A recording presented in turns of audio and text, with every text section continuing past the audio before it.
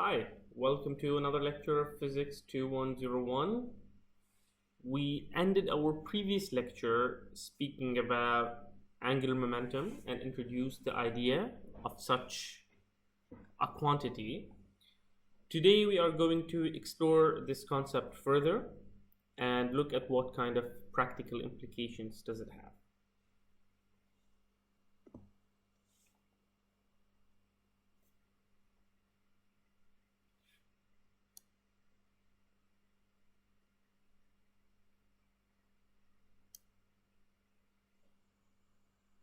Okay.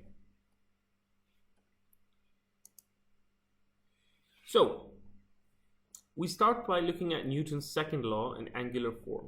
Now, when we're talking about translational movement, we ended up relating force and momentum by saying the net force equals the rate of change of momentum. F net equals dp by dt. Now, as everything we have been doing with rotational variables, we have been taking analogs of the translational ones. And we do this again here, where instead of F, we have torque. Instead of P, we have L. Now, time is still time, whether it's rotational or translational, so it stays the same. So we have torque net equals dl by dt. So same idea, rate of change of translational momentum is force, rate of change of angular momentum is torque. The vector sum of all the torques acting on a particle is equal to the time rate change of the angular momentum of that particle. Good? Okay. Moving on. Let's do a sample problem to look at the idea. We have a half a kilogram particle at a distance that is, it's moving, so it has a distance that is changing with time, and the function is given as minus 2t squared minus t in the I direction, and then plus 5j or plus 5 in the j direction. Okay, so we want to calculate the angular momentum and we want to calculate the torque. Well, angular momentum is rather easy. L equals r cross p. P is mv, so mr cross v. And what we end up with is a bit more complicated because we don't know what the velocity is.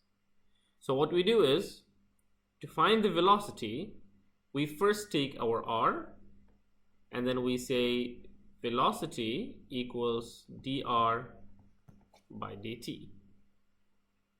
Okay, so d by dt of this function gives us minus 4t minus 1. This doesn't have any t's, so it just goes away. So this is our v. What do we do with it? R cross v, we do the cross product, which we learned a few chapters ago. We end up with 20t plus 5 in the k direction. We multiply that with m because L is m r cross v, and we end up with 10t plus 2.5 in the kilograms meter squared per second in the k direction. How do I find torque from that? Well, we said torque is the rate of change of momentum with time, so we take whatever we have for L and we take the time derivative of that. Let's start a new page. L equals 10t plus 2.5k. Torque equals dl by dt, d by dt of this, d by dt of 10t is just 10, d by dt of a constant goes to 0, and we end up with just 10 in the k direction. That's it, that's our torque. Okay, so it's not as complicated as it looks, but it does involve vectors. So if you're uncomfortable with the idea of dot products and cross products, now would be a very, very good time to start revising those. Now, both of these quantities are positive.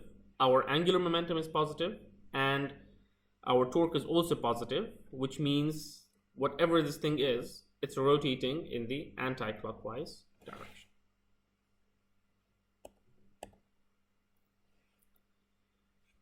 Now, Let's take a look.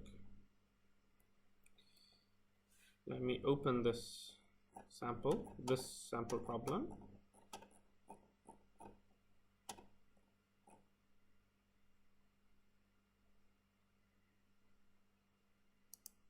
We finished the first part.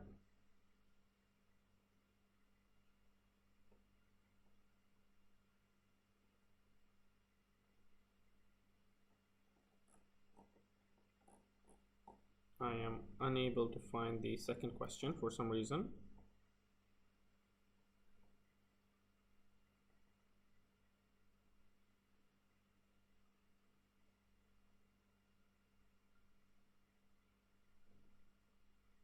Okay, never mind, we'll skip that slide, and instead we are going to try to take another look at the whole counterclockwise thing.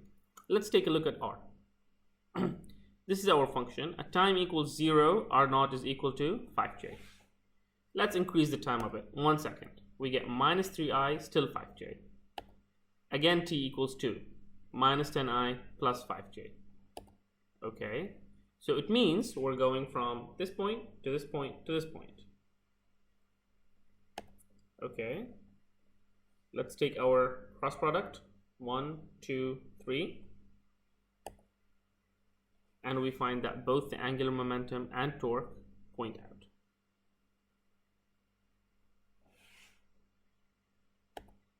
Okay. Now that was for a single body or a couple bodies. What happens if we have a rigid body, say something like a rock?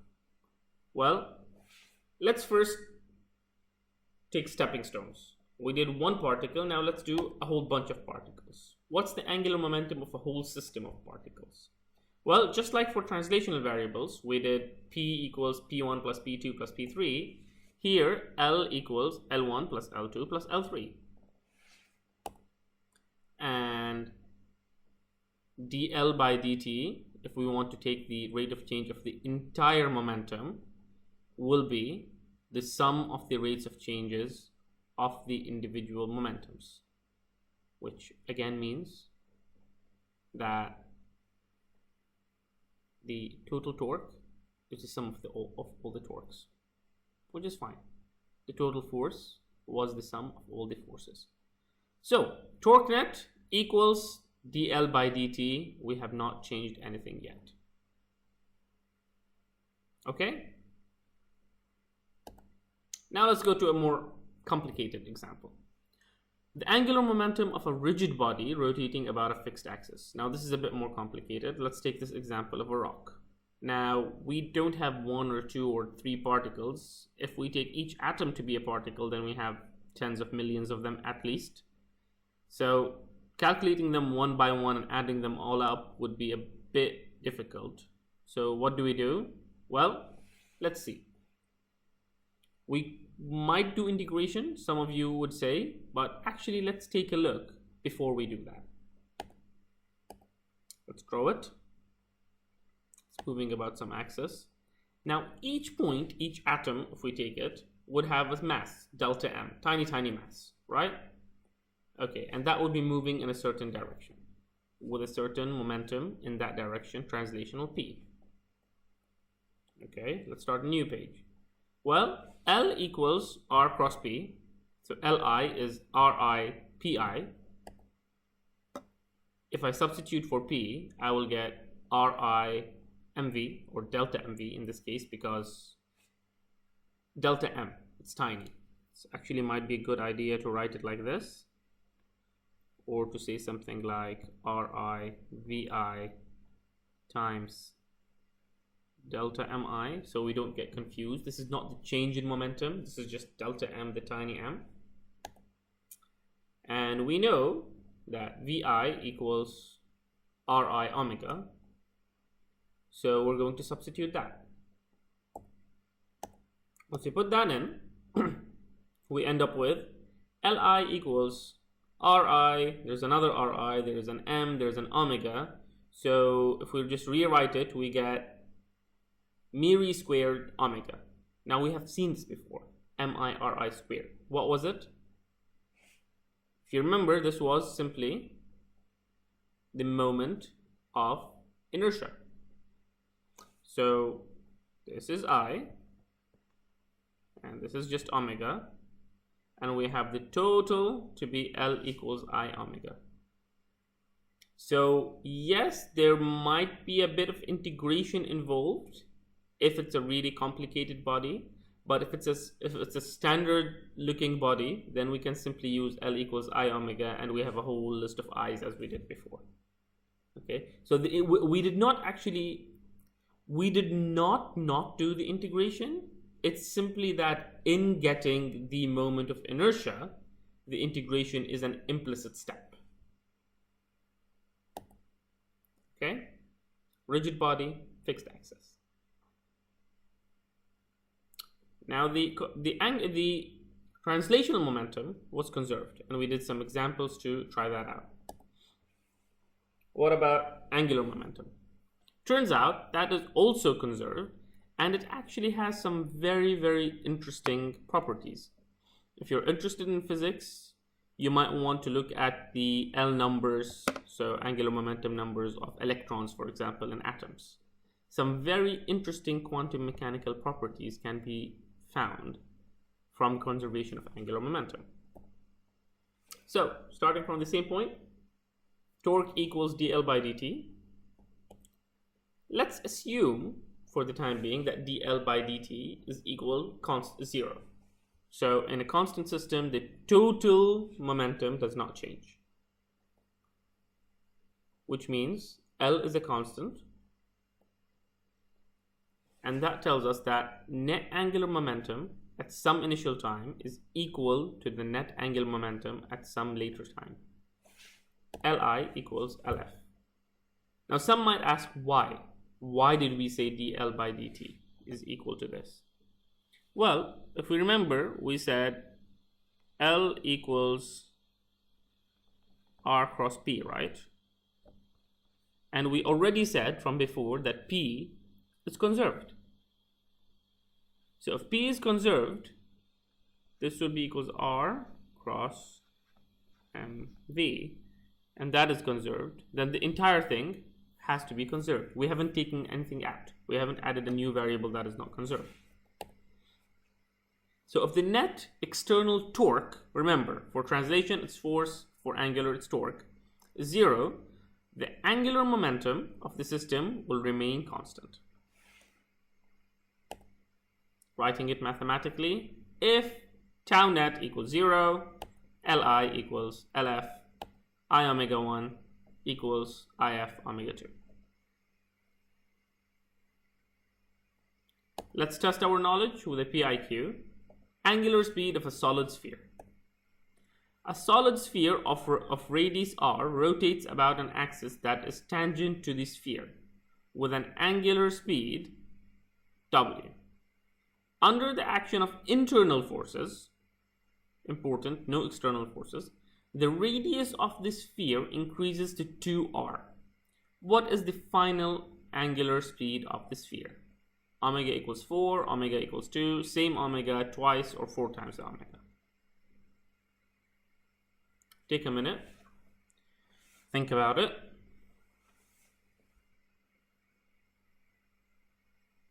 And moving on. Let's look at this question. Consider this guy who's doing some gymnastics, and he has 2 dumbbells, one in each hand. Now this guy would be going in circles, okay, something like this. Only thing is, at one point he has the 2 dumbbells inside, at the other he would spread his arms out. Now the interesting thing is, something would change, although no external forces were involved. How? This is the person rotating with the dumbbells outside, and this is the person rotating with the dumbbells inside. And you will notice something interesting. With the dumbbells inside, the person is rotating faster than the one who is outside. Now no external forces took place.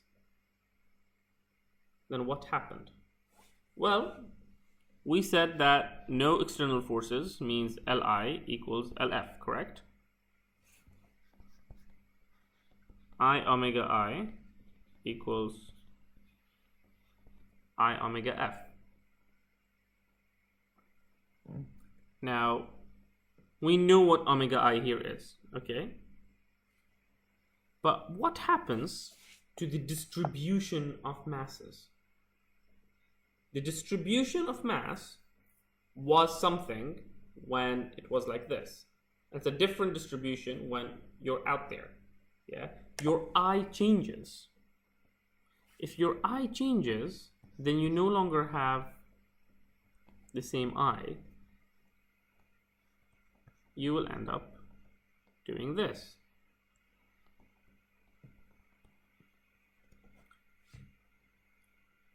If your omega is, if your final I is smaller than your initial I, your final omega is going to be higher, faster, which is what we have here. Try doing it again. If you couldn't do it before, try doing it again in the PIQ, and you will see that it works out.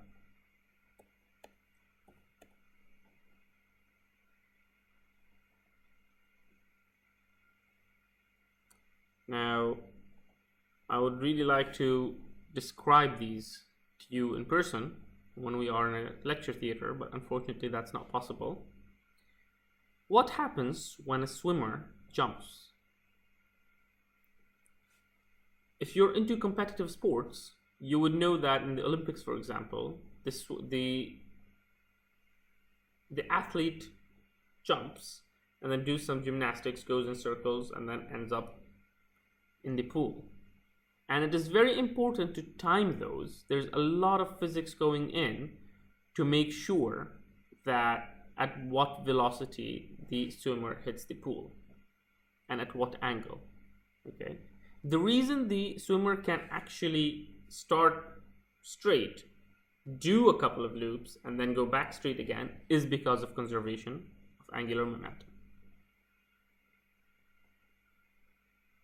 This is what happens in very slow motion. Okay, so you have straight, and then you start, if you just model it as an arrow, you would see a rotation here. And because it's only due to internal forces, it doesn't leach out any energy. Okay? Cats have 7 lives.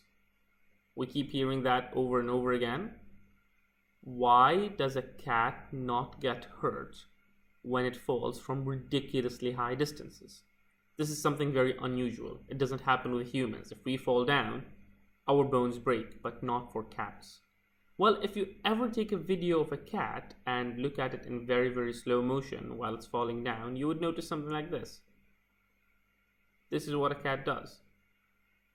And if you notice, the cat is actually able to rotate itself using conservation of angular momentum in such a way to be able to land in a perfect position where it doesn't get hurt. Same thing with those people who walk on tight ropes. Let's do a couple of PIQs. A child stands on the edge of a merry-go-round which spins without friction. The child slowly walks towards the center of the platform. As the child moves towards the center, the platform's rotation rate increases, decreases, or remain the same. Remember, you're looking at I and at omega. There are no external forces. The child is already on the merry-go-round, and he's only going inside or outside. Another example. A figure skater stands on one spot of the frictionless ice and spins around with her arms extended. When she pulls in her arms, she reduces her inertia and her angular speed. What happens to it? Remember the PIQ we did before with the person who is sitting down. Compared to her initial rotational kinetic energy, her rotational kinetic energy after she has pulled in her arms must be same, larger because she's rotating faster, or smaller because her rotational inertia is smaller.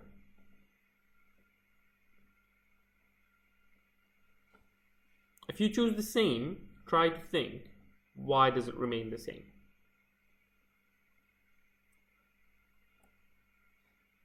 So, everything we have said in a neat table for you to copy to print.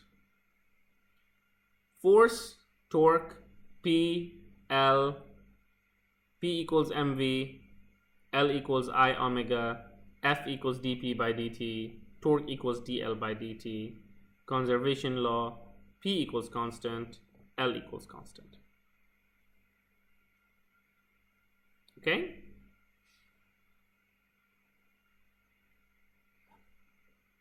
Let's do a couple of sample problems. This is a sample problem in your book, and it's actually something very, very interesting that you can search on YouTube and see it happening. Sample problem 11.05.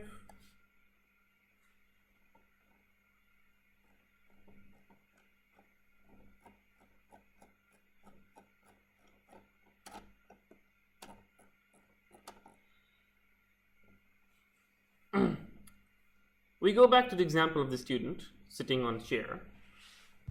Now this chair can rotate freely about a vertical axis, but this time, instead of two dumbbells, the student is holding a bicycle wheel. And it's a heavy bicycle wheel, not a light one, so say fully made of metal, for example. And the rotational inertia of the wheel is about the center is 1.2 kilograms meter squared.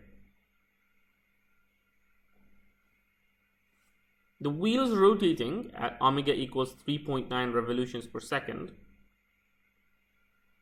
and it's going counterclockwise if we're looking at it from above. What happens when the student goes, okay, I am taking the wheel, which is rotating, and I do it upside down?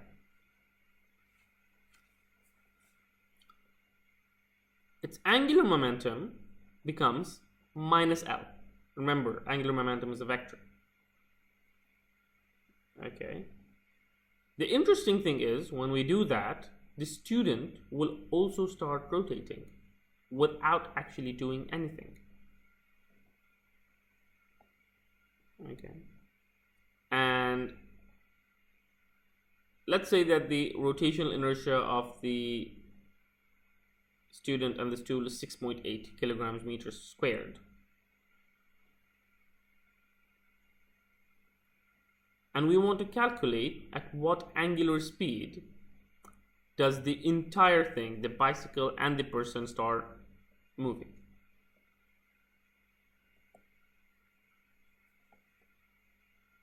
Let's draw it first. I wheel 1.2, omega equals 3.9 revolutions per second, and then it goes upside down. IB equals 6.8. What is omega B? Well, since there are no external forces, Li equals Lf. Li is the sum of Lb and L wheel. Li is the sum of Lb and L wheel. Yeah? Okay. Lbi is equal to 0 initially because the student is not rotating. Wheel finally becomes, it's still going the same velocity, so it's only its direction is going to change. And we don't know what LBF is, although we do know what LBF is, a number.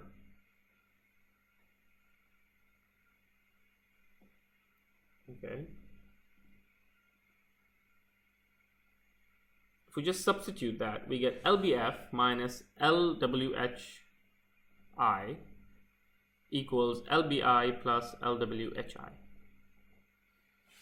We do some shuffling around, and we get LBF equals 2 LWHI. So the student would be rotating at twice the angular momentum of the wheel. Interesting.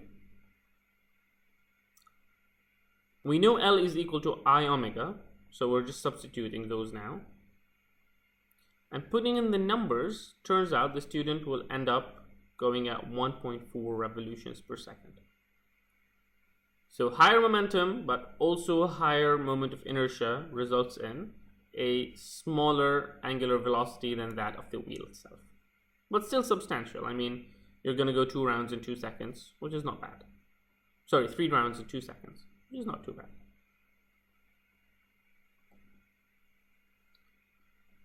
Okay. With that, we can call it a day. I hope this was useful. Questions, send them by email or show up to the office hours. As usual, if I'm not available in the office hour at the time you log in, simply email me saying, I'm online, you're not there. I will be there within a minute. Okay, have a good day.